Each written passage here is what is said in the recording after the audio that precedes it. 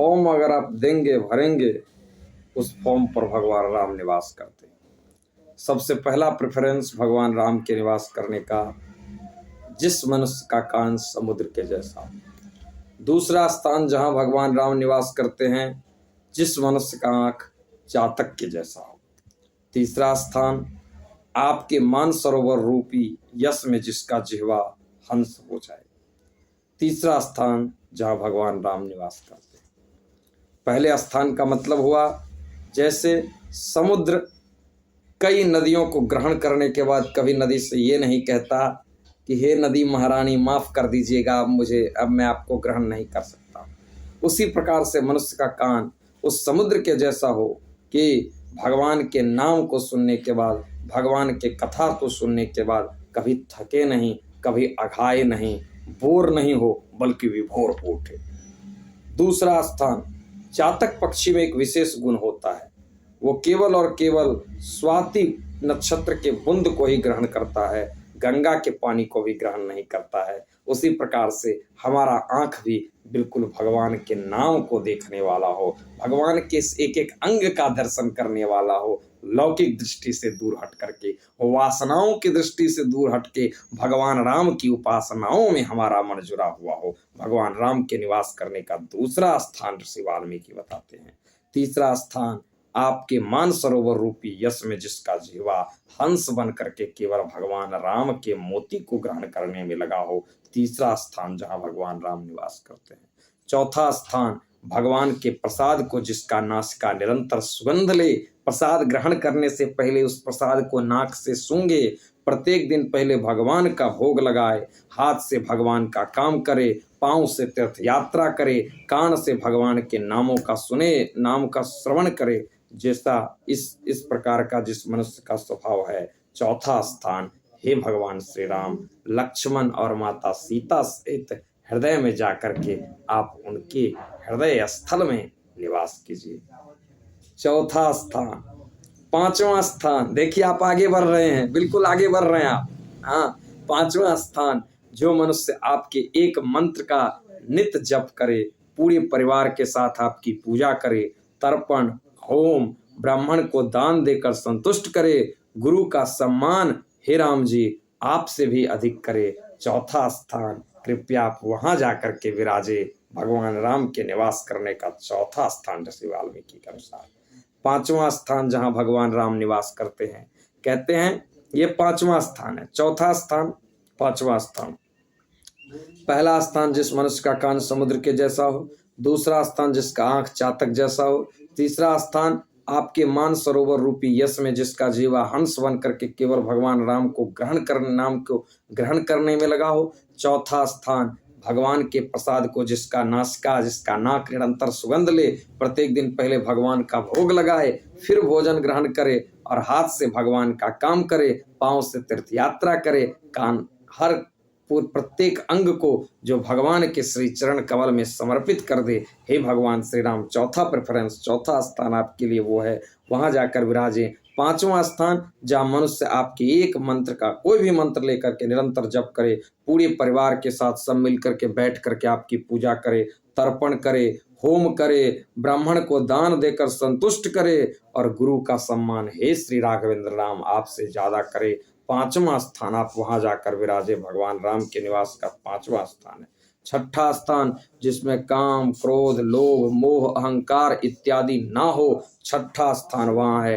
हे राघवेंद्र सरकार राम, आप वहां जाकर विराजे। सातवां स्थान, जो मनुष्य सबके प्रिय हो और सबका हित करने वाला हो, सब सुख दुख में एक जैसा हो, जिसका ध्यान केवल भगवान में समर्पित हो। हे राघवेंद्र श्री राम, ऋषि वाल्मीकि कहते हैं आपका सातवां घर है, वहां जाकर आप विराजमान कर सकते हैं, वहां रह सकते हैं। भगवान राम का निवास करने का सातवां घर, सातवां स्थान।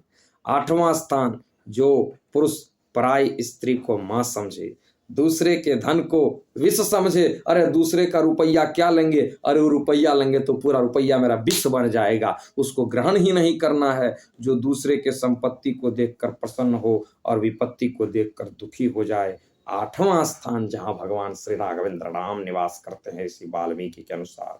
9वां घर जो मनुष्य संसार के सारे संबंध भगवान राम में देखे, भगवान राम को पिता माने, भगवान राम को माता माने, भगवान राम को भाई माने, भगवान राम को बहन माने, भगवान राम को सखा माने, सब कुछ भगवान राम सीता में देखे। हे श्री राम, आप उस मनुष्य के मन मंदिर में लक्ष्मण और माता सीता जी के साथ जाकर के वास करिए। ये 9वां स्थान है भगवान राम के निवास का। आप आगे बढ़ रहे हैं, आइए 10वें स्थान पर हम चलते हैं। जो मनुष्य सद्गुण को ग्रहण करे और अवगुण को त्याग दे, अर्थात अच्छाई को ग्रहण करे और बुराई को त्याग दे, ब्राह्मण और गौ के लिए संकट लेने को तैयार हो जाए कि मेरा जान चले जाए तो चले जाए, मैं मर जाऊं तो मर जाऊं, लेकिन कभी न ब्राह्मण का अपमान हो न गौ का अपमान हो। जो नीति का पालन करता हो उसका मन, ऐसे मनुष्य का मन भगवान राम के निवास करने का 10वां घर है। 11वां घर जो मनुष्य अपने अंदर के सद्गुणों को भगवान की कृपा माने, सद्गुण प्राप्त हो, कुछ अच्छाई हो अपने अंदर तो कह सब राघवेंद्र राम की कृपा है, और अगर दुर्गुण हो तो दुर्गुण में भगवान को दोष नहीं दे, अपना दोष अपना कमी माने। जो सब प्रकार से भगवान पर भरोसा करे, जो राम जी का भक्त हो, 11वां स्थान है भगवान राम के निवास करने का। 12वां स्थान जो मनुष्य जात पात धन धर्म बड़ाई सम्मान घर सब कुछ छोड़ छाड़ कर भगवान को हृदय में केवल धारण करे, केवल और केवल भगवान सर्वप्रथम है, जाति पाति छोड़ दे, धन छोड़ दे, धर्म छोड़ दे, अपनी प्रशंसा छोड़ दे कि हम ये हैं हम वो हैं, सम्मान छोड़ दे और सब कुछ छोड़ छाड़ करके भगवान को हृदय में धारण करे।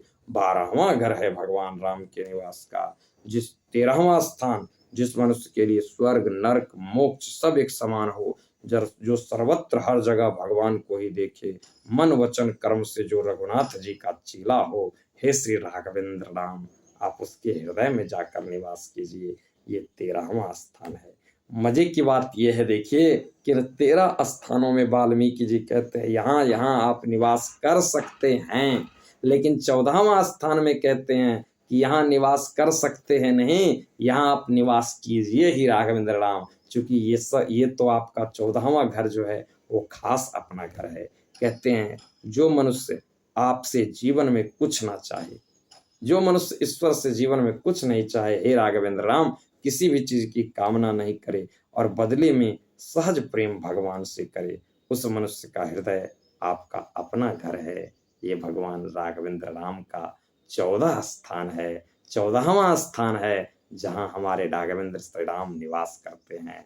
आशा है कि आप इन 14वें स्थान में भगवान राम का दर्शन किए होइएगा। इन 14वें स्थान में से 5 स्थान को भी हम अगर निर्मल कर दे, सुंदर घर बना ले, तो हमारे हृदय रूपी कमल में आकर के राघवेंद्र राम सीता और लक्ष्मण के साथ जरूर से जरूर निवास करेंगे और हमारा जीवन आनंदमय हो जाएगा। बहुत बहुत धन्यवाद। जय सिया राम, जय हनुमान।